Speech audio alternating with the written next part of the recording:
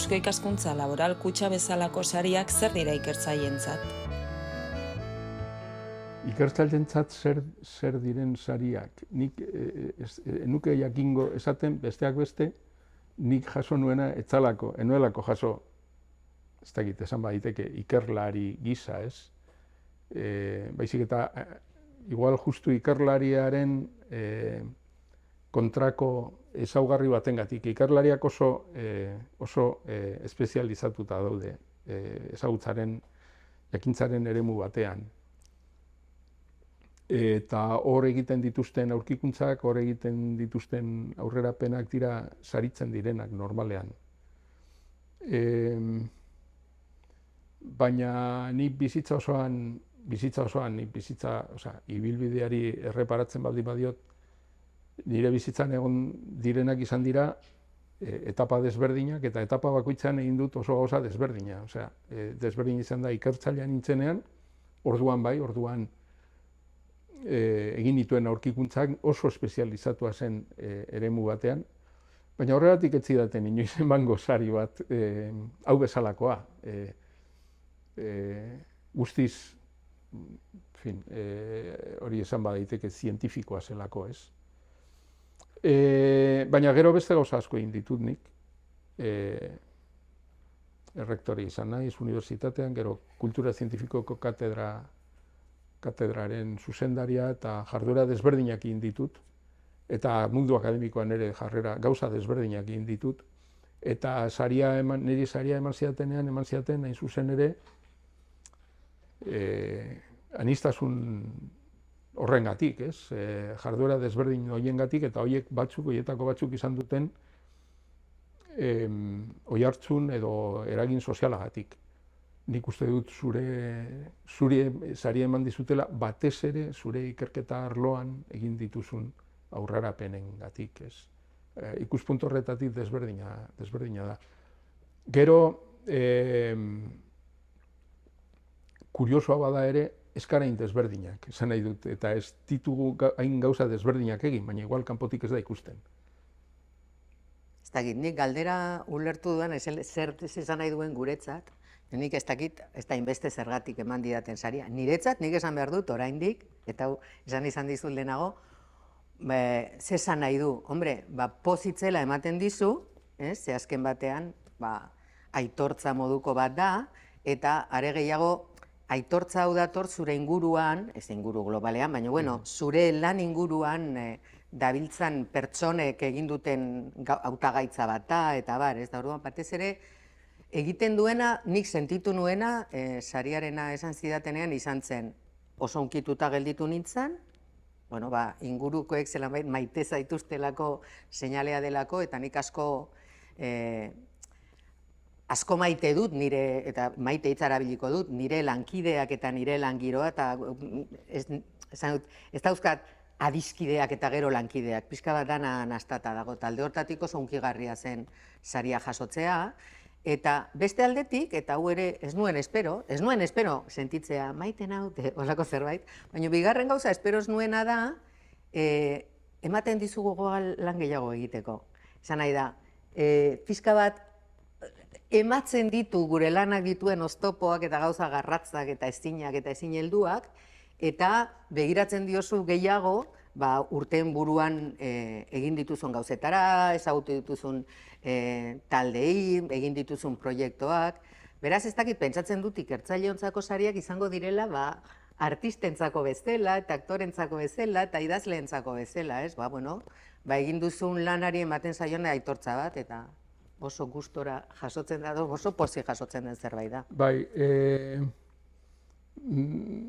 hor daude bi esparru bezala, edo posteko bi motibo bezala, ez? Bata da, aitortza bera, hor epaimai bat egon da, eta erabaki du, zuk merezi zenuela hori, gure lagun batek duen bezala, ezara bakarra izango hori merezi duena, baina basara. Horregatik eman dizute, ez? Eta gero, zuk esan duzuna, gainera hitz egin genuenean honi buruz bat egin genuen, ez? Harrituta gelditzen zara, jendearen erreakzioarekin, ez? Esaten dizutenean, eta nola ikusten duzun gainera lagunak, benetan posik, osea, modu egiazko modu batean, osea, konturatzen zara ez direla disimulatzen ari, osea, postasuna benetakoa da, eta ez duzu, jo, bada jendea, benetan postu dena honengatik, beraz, bada jendea maiten hauena, ez? Bai, espero etzen nuen neurri baten, ez? Gero banan pentsatzen badizu, bai, klaro, honengatik baina ez, gero, osea, tamaina, erreakzio horren tamaina, benetan gauza berria da, ez? Niretzat berria izan zen, bai. Euskarari buruz egiten den ikerketak izan duen progresioaz zer esan dezakezue? Imaginatzen dut esan nahi dugula, ez dakit, epe bat ipini beharko diogu, ez? Progresioari buruz hitz egiten dugunean ez dakit noiz hasiko garen, 19. mendetik ona, zer egingo dugu, 20. mendetik ona? Nik esango nuke azken 2 hamarkadetan, seguru. Azken 2 hamarkadatan. Azken 2 hamarkadatan gitxiegi da, nik emango nioke gehiago, nik 20 urte bai emango nizkioke. Zerbait esan alizateko. 20 urte 2 hamarkada, klaro. Bai, egia da, arrazoia. Esan 2 hamarkada gitxiago irudite zait. Nik gehiago emango nioke dana dela. Baina, progresioa esaten duzu, imaginatzen dut nahi duzuna da guk esateaz, aurrera egin dugun, ez dakit, behar bada ez dut galdera, hain oso ondo ulertzen. Bueno, euskarari buruz egiten den lana, gaur egun egiten den lana, oso, batez ere askotariko dela esango nuke. Oraindik nik uste dut gure hiritarrek imaginatuko dituzte ohiko euskarari buruzko lanak direla filologoek egiten dituztenak, hizkuntzalari historikoek egiten dituztenak, baina azken urteotan euskara ikertzen hasi da beste alor batzutan eta beste galdera batzuk egiten, eta orain arte egiten etzena. Orduan adibidez, nik uste dut garapen handia egin dela, euskara eta elebiduna gogoan nola itxuratzen diren da nola kudeatzen diren. Galdera horiek ni ikasle nintzenean, ezken pixka bat, horregaitik ez dizut 20 urte baino gehiago zen, ni konturatzen naiz, paratu naiz, ni ikasle nintzenean zegoeratan geunden, ez? Eta garai hartan adibidez, elebitasuna ezen aipatu ere egiten, etzen itxuan bezala bizi ginean, hori nik neure buruari buruz pentsatu izan dut, ez? Nola igaro nituen hainbeste urte euskarari buruzko hizkuntzalaritza egiten, eta benetan nire galdera beti izan da zer dago nola da buruan hizkuntza. Eta urteak daramatzat elebitasunari begiratuta, eta oraindik askotan pentsatzen dut, nola ez genion galdera honi lehenagoekin? Eta erantzuna da, inguruan ez zeuden pixka bat horri ekiten zioten ikertzaileak. Eta beste nik alor bi aipatuko nituzke. Bata da, zientzia kognitiboa eta neurozientziaren bidetik doan hizkuntzaren ikerketa, hor euskarari buruz ikerketa pila bat egiten da orain, eta hori berria da. Eta beste bidea da, adimen artifiziala eta lanabes digitalen munduan egiten diren, horiek ere euskarari buruzko ikerketa baitira, eta horiek ere ni ikasle nintzenean, ez ziren, apenas existitzen, eta hor ditugu bizirik. Eta gero beste arlo gehiago ere baditugu. Adibidez, uste dut nik, hizkuntza nola tratatzen den, hori asko aldatu da ere bai, hizkuntza irakasteko metodoetan ikerketak eman dezakeen laguntza, eta ni hemen asko luzatu naiteke, beraz, laburbiltzeko esango nukena da, euskarari buruzko ikerketak izan duen progresioa itzela izan dela, baina egia da, Binako kondo dioen moduan, ezagutzak berak globalki egiten du gora itzelezki, ez da beste gauzak geldituta daudela. Baina iruditzen zait, zentzu horretan, hiritarrek normalean duten iritzia baino baikorrago egoteko moduan gaudela euskarari buruz egiten den ikerketa aipatzen dugunean, eta euskarari buruz ikasten ari garen kontu berriak kontutan hartzen baditugu. Ez dakit, zuk zer iritzi esango zen duken. Bai, nik uste dut gure kasuan bada kointzidentzia bat, beste kasu askotan gertatu ez dena, eta segurazki garrantzia handia eduki duena. Hemen Euskal Herrian esan behar nuen, baina gehiago autonomia erkidegoan, 3 lurralde hauetan, unibertsitate publikoa ez da egon 80 arte, joan den mendeko 80 arte. Eta horrek asko baldintzatu du disiplina askoren garapena. Disiplina horiek ez ziren segurazki beste herrietan zeuden mailan, besteak beste hemen etzegoelako garapen akademikorik apenas. Osea, bazen Deustuko Unibertsitatea, ingeniari eskola eta gehiagorik ez. Sarriko, baina Sarriko ere ez da hain zaharra, ez?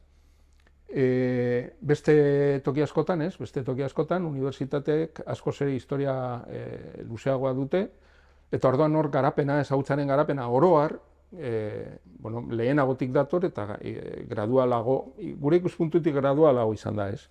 Hemen egonkortzen hasi zenean plantilla bat, irakasleen plantilla bat, eta hemengo jendea kanpora joaten hasi zenean, zure kasua, adibidez, oso argia da, eta ikuspuntu horretatik paradigmatikoa, ez? Zure eta nire belaunaldikook hasi ginen kanpora irteten. Eta gero torri ginen, eta gainera mantendu genituen harremanak hemengoekin. Horrek aktibatu zuen, lehenago aktibo ez zegoen alor bat, alor akademiko bat, eta gauzak egiteko modu bat. Suerte eduki genuen horregatik, ze bestela, gera gintezken 20. mendean, eta eskara gelditu 20. mendean, hain zuzen ere, hemengo jendea kanpora joan zelako eta gero etorri delako. Ikuspuntu horretatik, garapenak, nik uste dut, garapenak neurri handi batean eta izan duen, esango nuke leherketa, dagokiola jatorri horri eta aldaketa horri. Nik uste dut hori ere nabarmendu behar dela. Erabat bat nator eta utzidazu gauza txiki bat gehitzen, eta da, nik pentsatu nuenean, karrera maitzen ari nintzela, da, Mitxelena eta Sarasola eta Salaburu izan ziren nire irakasleak, eta hasi nintzenean paperak egiten MIT-ra MIT-era joateko, tesia egitera, gogoratzen naiz, Eusko Jaurlaritzak ireki zuela urte hortan, kanpora joateko beka predoktoralen deialdia ireki zen. Eta pentsa nola ziren kontuak orduan, orain hau ez litzatzeke gertatzuko, pentsa nola ziren kontuak, paperak egin genituenean da beka eman zidatenean, bekak ematen zuen dirua, ez zuen ez da balio ordaintzeko mitek zeukan matrikula. Utzi alde batera, nun bizi behar nintzen, eta gainerako gauzak.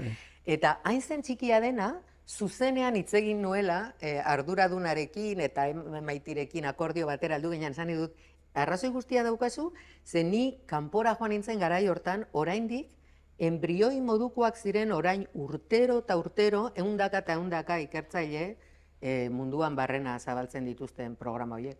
Eta 80 aipatu dut, ez bakarrik unibertsitate publikoa orduan, zen jaio zen apur bat lehenago, baina 80an oso okerrez banago izan zen EHU gisa sortu zena. Ez hori bakarrik, Eusko Jaurlaritza hasi zen, eta orduan hasi ziren zuk aipatu dituzun beka horiek, nik eman zidaten bat, baina hemen doktore egiteko, gero irten nintzen beste modu batera, eta horrek azaltzen du gauza asko, ez? Azken batean hemen Eusko Jaurlaritza ez egotea ere, lehenago, horrek ez zuen, Deustun edo Nafarroko kasuan zen Eusko Jaurlaritza, Nafarroko gobernua izan zen apur bat geroago, baina gobernu horiek egon ez izanagatik eta Madrildik zetozen laguntzak eta oso pobreak zirenez. Ez que ikerketa programa Madridekoa ere nahiko berria da. Bai, 80 pikokoa, Kaizit eta Zizit eta orduan sortu ziren, hamarkada hartan sortu ziren, jendeak ez zuen izan gero eduki genituen aukerak, tesia egiteko diru laguntza baten bitartez, kanpora joateko eta barez. Nik uste dut horrek markatu zuela desberdintasun handia. Eta euskararen kontura itzultzeko, laurbildu bat egingo dut, honek dena duen beste eragin bat da, ni ikasle nintzenean ez bezala, ni ikasle nintzenean baziren kanpoko adituak euskara ikertzen zutenak, baina ziren denak filologo bakartiak, ez da nola saldu, Rudolf de Reich da adibide bat, sekulako liburutegia zeukan Amsterdamen, telefonoz deitzen zigun eta kartak idazten zizkigun datuetarako, baina bakanka ziran, gauza isolatu txikiak. Gaur egun, badira, hor kanpoan ikerketa taldeak eta hizkuntzaren gaineko ikertzaileak, proiektu handi bati ekiten diotenean, ohitura dutenak, eta fijatzen bazara Penasen eta aldizkari honetan nolako hizkuntza asko hartzen dituzten ikerketa erraldoi hoietan, euskara beti agertzen da. Nik badut gogoan bat. Hori da, eta zergatik, gugana etortzen direnean, lehenengo loturak existitzen dira, eta gugana etortzen direnean guk baditugu gauza horiek egin behar diren gutxieneko lanabesak edo datuak edo dena delakoak. Da, uste dut hori ere zeinu bat dela, ez? Euskarari buruzko ikerketaia ez dela bakarrik. Batez ere bai da etxekook egiten dugun zerbait. Baina ez da bakarrik etxekook egiten dugun zerbait, eta euskara orain, ja ez da hizkuntza bitxi bat delako. Lehen zen, hizkuntza bitxi bat da, ez? Orain munduan euskara ikertzen da honengatik eta arrazoi zientifikoengatik nolabait esateko, ez? Isolatu bakar bat delako eta xelebrea delako. Zein da zuen iritzia komunikazioak eta divulgazio zientifikoak gure orainaldian duen garrantziaz? Oso garrantzitsua da, baina askotan nik uste dut ez dela hain garrantzitsua jende gehienak uste dituen arrazoiengatik, baizik eta horiez gain beste arrazoi batzuengatik ez. Mundu guztiak pentsatzen du, eta hori pentsatzeko arrazoi sendoak daude, jarduera horiek importanteak direla kultura zabaltzeko, kultura sustatzeko, oro har, ez? Kultura. Zan daiteke kultura zientifikoa, kultura literarioa, kultura artistikoa, deitu nahi duzun bezala, ez? Eta horretarako, teoriaz behintzat horretarako egiten dugu, baina divulgazioak badu beste eragin bat, nire ustez, ez dut uste esan daitekenik importanteagoa, edo ez dakit. Baina oso importantea da, eta jendea ez da kontziente, uste du nik. Divulgazioaren bitartez ezagutza, eta berdin zait ezagutza zientifikoa edo ezagutza ipintzen da espazio publikoan. Eta espazio publikoan ipintzen baldin bada, orduan ikusgarri egiten da. Ezagutza bestela badakigu toki guztietan dauela, ere bezala arnaz egiten dugu, baina ez gara konturatzen hemen dauela, konturatuko ginetik egongoz balitz. Ezagutzarekin berdin gertatzen da. Ezagutzari esker bizi garen bezala. Ez dakit ondo lagizki, baina ezagutzari esker. Divulgazioak duen eragina da, garrantzi hori ikusgarri egiten duena. Eta orduan nolabait da propagandarako tresna bat, tresna ikaragarria. Eta botere publikoek horri ezagutzari, zientziari eta bar ematen dioten laguntza, neurri batean behintzat horren menpe dago. Osea, propaganda horren menpe, propaganda horren ondorioz. Osea, oso zaila izango litzateke gaur egun entzutea politikari bat esanez, ez dala ezagutzan inbertitu behar. Ez luke esango. Beste gauza bada zer egingo duen, baina esan ez luke egingo. Orduan nik horregatik uste dut dela importante, bi arrazoiengatik. Bai, bueno, nik antzeko eritzia daukat, eta esan behar nuena zen, nola esango dut, begira, nik divulgazioa eta zabalkundea, Iñakok esan duen bezala, burura etortzen zaiguna izaten da, jakionde kantolatu dituen hitzaldi batzuk, eta jendeak joaten da, hori oso ondo dago, baina divulgazioa eta ezagutzaren zabalkundearen gauza potoloena nire ustez dago, eta horregatik da unibertsitate publiko bat eta unibertsitateak oroar importanteak. Unibertsitateek duten misioa da, hiribi dauzka uztartuta. Bat da ezagutza sortzea da bere misioa. Sortzea. Ezagutza sortzen ez duen unibertsitate batek nire liburuan ez du izen hori merezi. Eta ezagutza sortzen duzunean nahi eta ez eguneratuta eduki behar duzu zure ezagutza, eta nik egiten dudanean planeta osoa hartu nahi dut. Orduan hori da misio bat, sortzea, baina bestea da zabaltzea. Eta horregaitik unibertsitateak dauzka ikasleak, eta graduak, eta tituluak, eta hori zertarako da, unibertsitateko irakasle eta ikertzaileek sortu eta eguneratzen duten ezagutza hori partekatzeko. Eta nik uste dut hori ere, bai dala gizarteratze bat egiten duzuna kulturarena eta jakintzarena, importantea dena. Eta oroar, hiritar guztien jakintza maila zenbat eta altuagoa izan, nire ustez, hartu behar diren erabakietan, erabaki bat hartzeko, azken batean, erabakia ondo zein txarto hartu, horrez naiz hartuko. Baina iruditzen zait, demokraziaren funtsa dela, goazen denon artean erabakitzera. Eta erabakiak hartu alizateko jakin behar dugu, zer den erabakitzen ari garen askotan, hiritarrok daukagun sentsazioa da ez daukagula.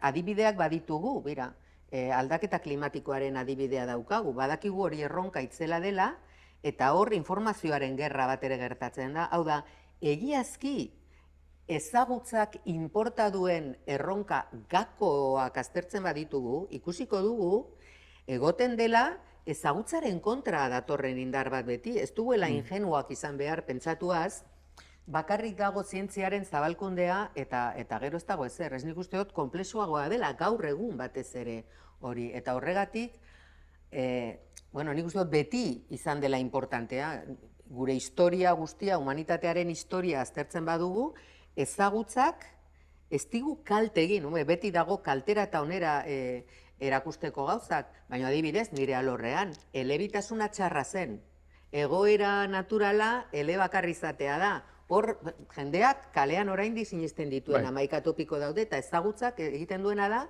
erakusten dizu gauzak nola diren.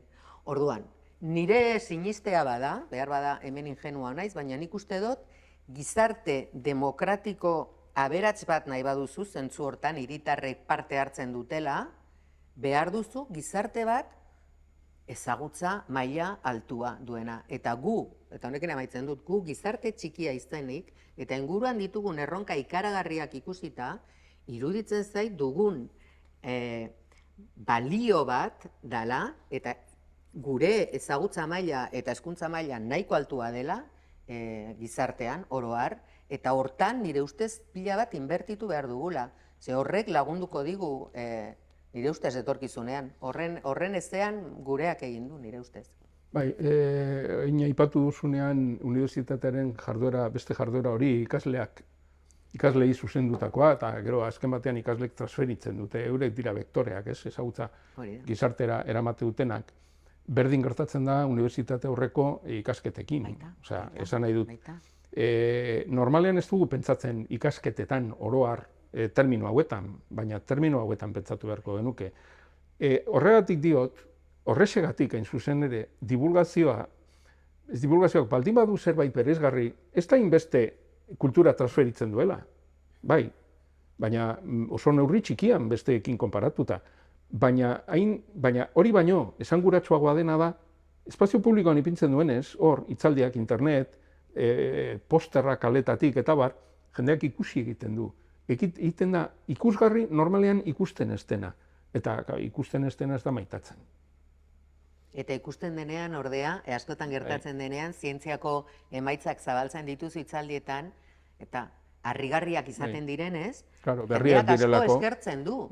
Ze dira harrigarriak eta beti joaten zara etxera, bira, hau ze interesgarria zen, askotan egia da, kanporatu behar da eta kaleratu eta erakutsi, eta nik uste dut, oroar, bai da, divulgazioa nik uste dut jendeak eskertzen duen gauza bat dela, ondo egiten denean eta atsegin batean, ze jendeak badauka jakiteko egarria, nik uste dut bai. Nola ikusten duzu euskararen iraupena adimen artifizialaren garaietan? Nik erantzungo nizuke, beti esaten dut, badago Pierre Jacob, ikertzaile ezagunak, Nobel saridunak idatzi zuen liburua, gogoraraziko didazu izenburua zehazki, hori Zio bilduman euskaratua dago, Eulia... Bai, ez dut gogoratzen zehazki. Baina hiri gauza dira, Eulia, Arra eta... Oso saiakera liburu bat idatzi zuen azalduaz, genetikaren jaiotza eta bat. Eta askotan aipatzen dut liburu hau, ze liburu honek dauka sarrera bat, nik askotan irakurri, errepikatu dudana irakurtzen. Eta Pierre Jacobek hitz egiten du ikerketaz, zer da ikerketa eta bar. Eta pasarte luze bat dauka esanaz, ezin dugula etorkizuna iragarri. Eta orduan proiektuak eskatzen zaizkigunean, eta zer egingo duzu hurrengo 5 Eta zer lortuko urteetan, duzun. eta zuk zehazki horrela egin behar baituzu, zehazki egiten duzu 5 urteko plana, eta honekin gero egingo dugu hau, eta bar. Eta ikertzaileak badaki hori, eta hori da Pierre Jacobek esaten duena, ikertzaileak badaki, hau da, dirua ematen dionaren aurrean egin behar duen dantza bat erakusteko ganorazko pertsona bat dela, azkenean. Baina etorkizuna ezin da iragarri. Da orduan, egiten den galdera, zelan den, euskararen iraupenari buruz etorkizunean, euskarak ez du beti iraungo. Ez? Dena amaitzen da. Planeta ere amaituko da, euskara amaituko da, gizakia amaituko da.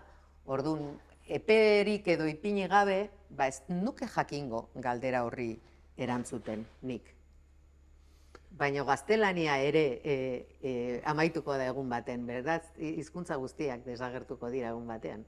Hemen bi kontu daude normalean pentsatzen diren kontuetatik aparte, uste nik. Bata da euskal herritarren ugaltze tasa. Azkenean, hain gutxi, zuk esan duzu txikiak garela, txikiagoak izango gara, erkatzen baldin badugu gure buruak txinatarrekin edo indiarrekin edo dena delakoekin. Horiek asko zere gehiago dira, eta orduan bakarrik horregatik segurezki joera bat egongo da. Ona etorriko da jendea, euskaldunduko dena,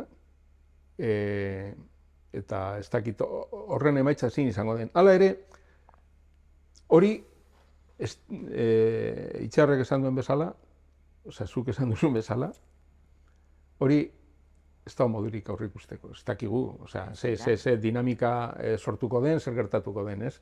Baina galderaren beste parteari dagokionez, hau da, adimen artifizialaren eraginari dagokionez, nik hor esango nuke adimen artifizialak sekulako aukerak ematen dizkigula. Besteak beste, ni seguru nago, ez denbora oso luzean, eta orain etorkizuna iragartzen nahi naiz, beraz okertu ingo nahi seguru, eramango ditugula tramankulu batzuk hemen jarrita, eta orduan entzuten duguna hizkuntza baten prozesatuko dugu garunean gure hizkuntzan nahi dugun hizkuntzan.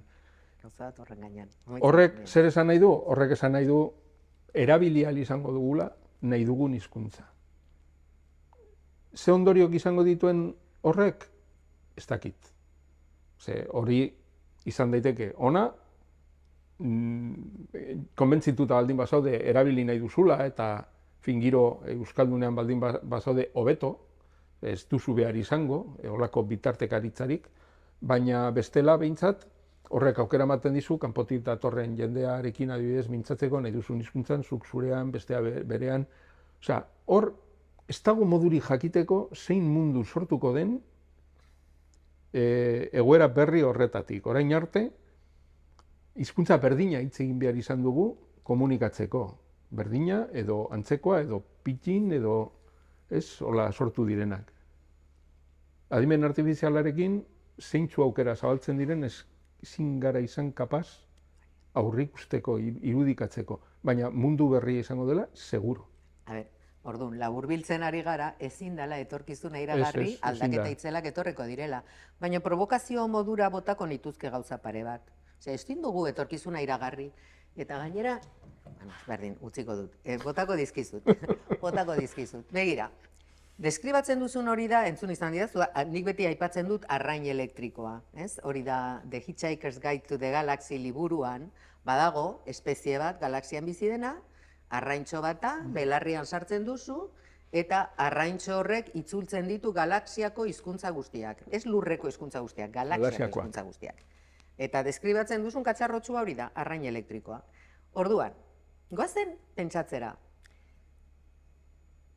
arrain elektrikoa daukazu, bai? Orduan, eman dezagun, etorri zara, zer dakit nik, Txiletik. Eta arrain elektrikoa sartzen duzu, eta euskara ulertzen duzu, eta zuk hitz egitean, arrain elektrikoak egiten duena da ulertu eta hitz egiten duzu, hitz egitean zuk euskara. Kentzen duzu eta ez duzu erabiltzen. Pixka bat pentsatzen paratzen bazara, Horrek, guk hizkuntzari buruz ditugun eritziak, itzuli purdikatzen ditu guztizetara bat. Adibidea emango dizut, bira, zu hasi zara esaten. Euskal Herrian gitxi gara, ume gitxi jaiotzen dira, eta orduan hiztun gutxiago izango gara, baina badago gauza bat, eta ni hemen radikala naiz, baina igual ni bakarra naiz hemen. Ni bai naz, euskalduna zer da euskara dakiena. Ni holakoa naiz. Niretzako identitate zeinu, ez nagusia, identitate zeinua euskalduntasunarena, niretzako da hizkuntza ezagutzea. Hongo dira beste gauza batzuk eta nahi duzuna, baina hizkuntza ezagutzea da. Eta beti esaten dut, oso erreza da euskaldun izatea. Beste talde kultural batzutako kide izateko 11 gauza egin behar dira. Nire liburuan euskalduna izateko egin behar duzun gauza bakarra da euskara ikasi. Eta adimen artifizialak ekarriko ditu beste aldaketa batzuk baita ere, behar bada arrain elektriko ez da existituko. Baina gaur egun egiten diren ikerketen artean, bi lerro aipatu ditut balen buru barruan eta makinak. Bueno, hizkuntzak ikasteko bai buru barruan eta bai makinan, geroz eta gauza errezagoak eukiko ditugu. Orduan, imaginazazu izan beharrean arrain elektrikoa, Finlandian saltzen dituzte dagoeneko eta ez didati sinisten. Baina pastilla hartzea hizkuntza bat ikasteko. Zuk pastilla hartzen duzu eta buruan hizkuntza hori guztia ipintzen dizute. Eta hitz egingo imaginatu, heltzen garela hitz egitera milaka eta orain bai azten naiz imaginatzen, Ze aldaketa izan behar da olakoa, izango da ezin dugu imaginatu. Milaka eta milaka eta milaka hizkuntza hitz egiten dituzula. Ordun, inoiz baino euskal hiztun gehiago izango genituzke, baina nik ez dakit hori den gaur egungo euskaldunek imaginatzen duten Euskal Herria. Ez dakit ikustuzun, orduan, etorkizuna hain izango da ezberdina, eta etengabe galdetzen zaigu, ez zientzialaria etorkizunari buruz, baina gu ez gara aztiak, eta kalkulo bat egin daitekena da, ipini gaitezen Etxepareren garaietan. Inprenta, ondo dakigun bezala, inpernuko sua zen askorentzako. Izan ere, erlijioan izan zuen ez, katolikotasunan izan zuen eragina, ez zan makala izan. Askok ikusi zuten inprentan galera orokor bat. Etxepare izeneko apaiz batek erabaki zuen berak bere bertsoak inprentan atarako zituela. Eta lingua baskonun primitia hortik sortu zen. Gaurko bentanatik begiratuta zer nahi genuke guk? Eta batez ere euskal filologoek. 1000 Etxepare hon izan balira, hobe, eta eukiko genuke lingua baskonun primitiae, eta eukiko genituzke beste 500 liburu euskaraz idatziak. Baina inprenta egin zen garaian, gaurko moduan, gaur adimen artifizialarekin bestela, hor, hainbeste funtsa kultural eta boterezkoak aldatu ziren, eta hori etorriko da. Eta Etxepare garaiko batek, imagina ezin dezaken moduan, zutani ordenagailutan ibiltzen garela eta telefonotatik hitz egiten, guk egiazki, ezin dugu imaginatu, zer gertatuko den. Baina hori da, horregatik, nik hori esan dudanean, esan nahi izan dudana da, normalean garapen teknologikoa eta euskararen etorkizuna batera ikusten ditugunean, normalean ikuspegi negatiboa, eskorra ematen da, ez? Bai, normalean edabide telematikoekin, adibidez. Baina ez ikuste dut euskarari buruz oroar, edozein gai hartuta, badagoela hor jarrera eskor bat, nik ulertzen ez dudana eta hori horren parte bat dela, esango nukenik. Eta horregatik esan dut, zabalduko dituela ate batzuk, orain susmatzen ez ditugunak eta susma ezin ditugunak, eta batek daki zer gertatuko den, horregatik, biziko gara beste mundu batean. Eta dana ez da izango ona, eta dana ez da izango txarra, inprentarekin gertatu zen bezala, edo idazkerarekin. Efectivamente. Beraz ezin dugu etorkizuna iragarri. Baina, euskara desagertuko da egun batean. Gu desagertuko garen moduan, eta planeta desagertuko den moduan, hori ere badakigu. Gauza guztiak desagertzeko daude. Eta gizakia desager daiteke, bihar bertan. Bueno, baina bihar ezpada ere, momenturen batean desagertuko da, ez? Bai.